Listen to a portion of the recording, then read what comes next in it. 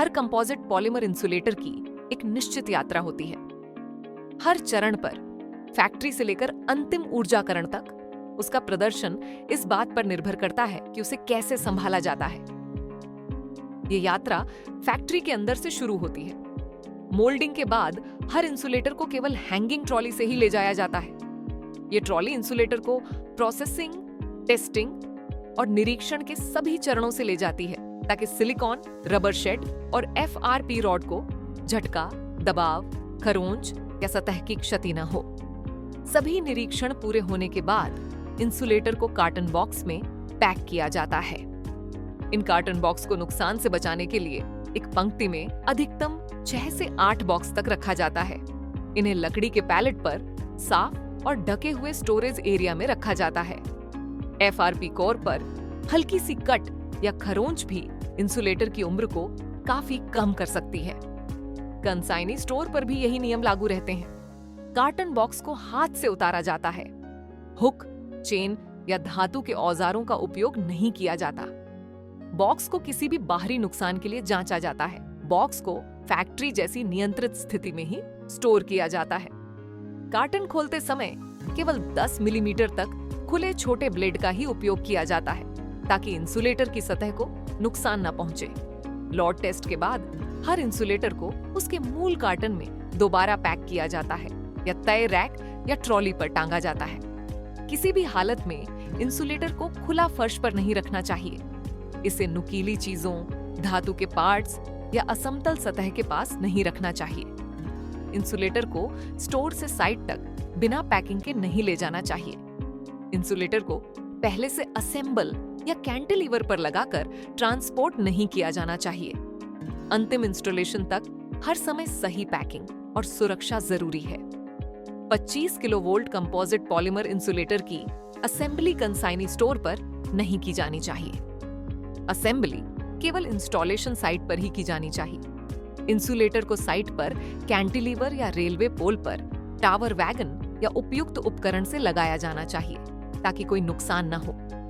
Handling और installation के दौरान इंसुलेटर को बहुत सावधानी से संभालना चाहिए।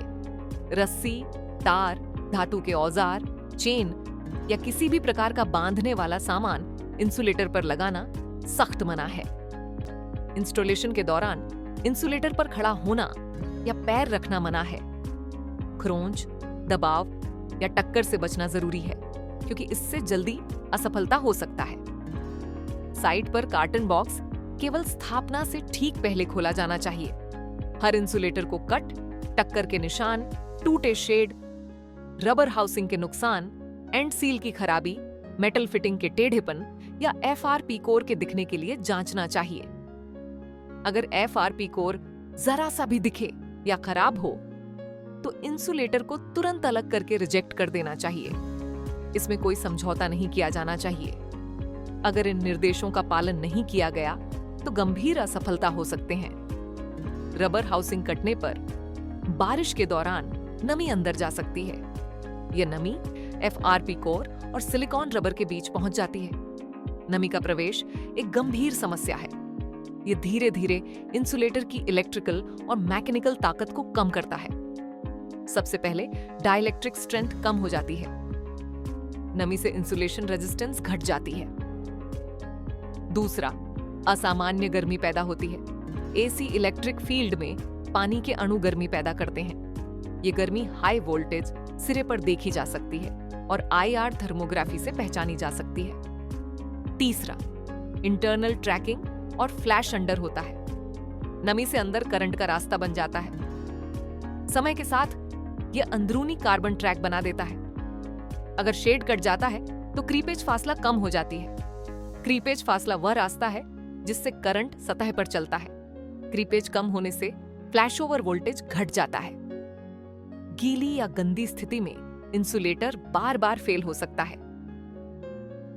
अगर इंसुलेटर को सही तरीके से संभाला जाए तो यह भारतीय रेलवे ट्रैक्शन सिस्टम में लंबे समय तक सुरक्षित और भरोसेमंद सेवा देता है। हर कार्टन बॉक्स में पूरी निर्देश पुस्तिका दी जाती है जिसका पालन सख्ती से करना चाहिए।